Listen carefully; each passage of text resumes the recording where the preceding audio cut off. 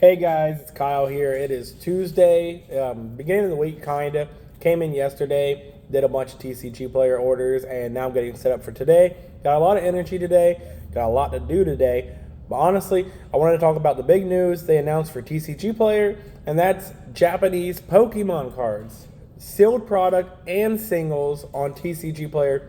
So I think it's rolling out in the next month or so. I have to get all the details. I'm very excited.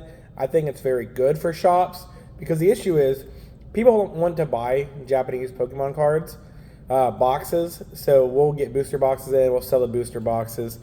But the issue comes to when they want to trade those cards in. It's been really hard for us to move them because people like ripping it, but like the lower end singles, like the EXs and the Vs and whatnot, they're hard to move in store for the most part. Like some do, but just by the sheer volume. That's the whole reason Tcgplayer even exists. Well, in my opinion, it's the whole reason it's good for me is if something's taking forever in store, I can move it out through Tcgplayer. But I can't do that with Japanese singles yet, but it's about to happen. Also, the sealed product's interesting. I don't know what sealed product will go for on Tcgplayer, so I'm excited to see like the market there. I think it's going to be really good for Tcgplayer. It's a good step forward. I would love to see Korean on there as well as like Korean and Japanese Yu-Gi-Oh as well. Korean's a lot more affordable for people, and I think it would be a good option to be able to pick up those singles on there. You know, sometimes like the Charmeleon from 151, for example, is like $30 in English, and it's like $8 Korean. So maybe that's an option in the future now that the base is set. Now, they already have the option for all these different language stuff in Magic the Gathering on Tcgplayer, so I think this is going to be a really big start. It's a huge leap forward for Tcgplayer, very huge.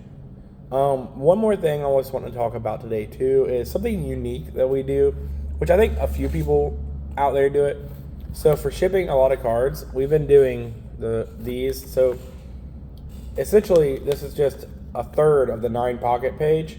A lot of people will trade in binders full of cards and we'll empty out all the pockets. And we used to just throw them away, but now we're just cutting these in 3. These fit perfect in an envelope. I'll show you here. So just a regular size envelope. Get it in here. Yeah, they just slide right in. We've been putting like up to 10 cards in each of these and just slide right in. Now, I suggest an additional ounce stamp for every 6 cards. So like 1 through 6 cards, just a regular stamp. 7 through 12, an additional ounce stamp. 13 through 18, a second additional ounce stamp. And I haven't used non-machinable stamps doing this. I've just been doing the additional ounce stamps based on the weight, and this has worked really well. So yeah, it's something we've been doing for about 2 months now. We've only had one order come up as damaged. It was like a $4 order, so I wasn't too pressed. It was a bunch of cheap cards, and it's been great. It's been very convenient.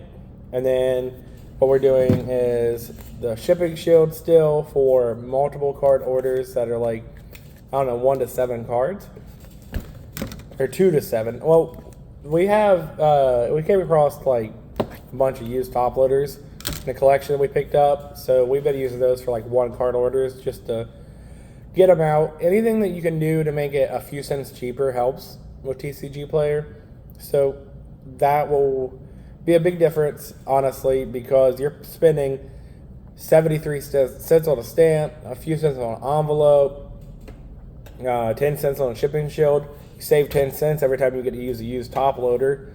You know, you save cents on using these that are used, and my employees call me Mr. Krabs because I'm always trying to save pennies here and there, but honestly, it's a big difference when your margins are low. And like if you sell a 50-cent card and you can save 10 cents on that order by using a used top loader, well, that's 20% of the card's value. So there's that. But back on the Japanese thing for Tcgplayer, what do you guys think is going to be the difference in the market, right? Because everybody uses eBay last sold right now or some random website. I want to know what you think the market's going to be like. And do you think Tcgplayer is going to backtrack it like they did sports?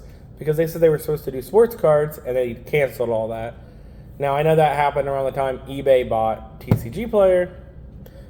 I don't know, just some stuff to think about today. I'm going to package a bunch of Amazon stuff today. We got some TCG orders to do, as always. Today it wasn't that heavy on orders, honestly, but we have slow days on orders. I usually prefer to get 50 to 100 or whatever, but we only had like 30 something today. So easy day for us. That's like an hour's worth of work max.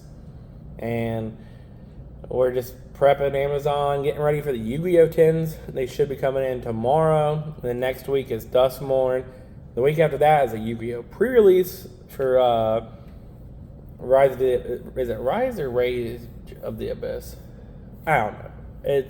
It's one of the two. It's either Rise or Rage. I can't remember. I'm a little bit tired. I'm awake and I'm ready, but I'm tired too. It's everything's happening in my head. Like with the card shop, because you're focusing on all the releases and everything's just kind of going on at once.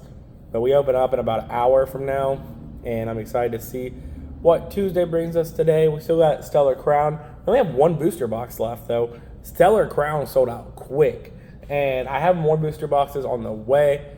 I have some trainer boxes left, but Stellar Crown has been really popular. And I didn't expect it to be this popular, but it's really solid. And we have 2 more months until the next set, so I'm glad this set's kind of decent. And has the Squirtle and the Bulbasaur and all the new Pokemon. It's solid. All right, well, that's my little chit-chat for today. I'll be back on here soon. I might end up doing some opening videos. I haven't decided yet. But that's all, guys. Have a good one.